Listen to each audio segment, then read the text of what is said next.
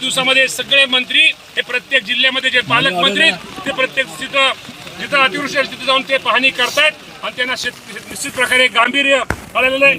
आणि आज इथं या गावामध्ये आम्ही पण आलेलो आहे। या माध्यमातून आपल्याला एवढं सांगतो की निश्चित प्रकारे शासनाच्या माध्यमातून जी नुकसान भरपाई आहे ती नुकसान भरपाई लवकरात लवकर पंचनामे आज आम्ही करण्याचा प्रयत्न करतोय। तेवढं आज पाऊस अजून थांबलेला नाही, पण पाऊस थांबला की 10 दिवसाच्या आत पंचनामे सगळे पंचनामे संपून 10 दिवसाच्या आत किंवा दिवाळीच्या पूर्वी माझ्या शेतकरी बांधवांना सगळी मदत दिली जाईल।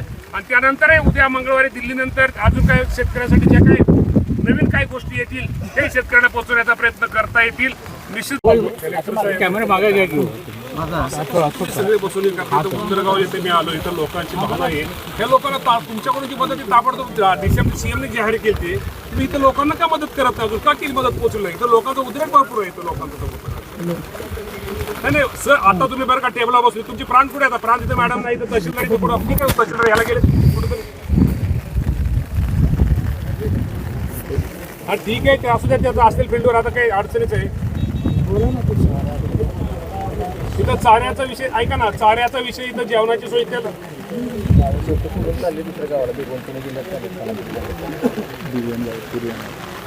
उद्या मात्र सगळ्यांना चारा साहेब मिळेल असं करा सगळ्यांना, कारण चाऱ्याची सगळ्यांची अडचण जेवणाची अडचण नाही, चाऱ्याची अडचण आता जेवणाचं बऱ्यापैकी झालंय, जेवणाची अजिबात अडचण नाही, चाऱ्याची अडचण चाऱ्याचा विषय जेवणाचा तेच ना काय दुसऱ्या गावात चालले, जिल्ह्यात चाललंय, तुमच्या गावात कारखान्यांनी वगैरे सगळ्यांनी मदत केली।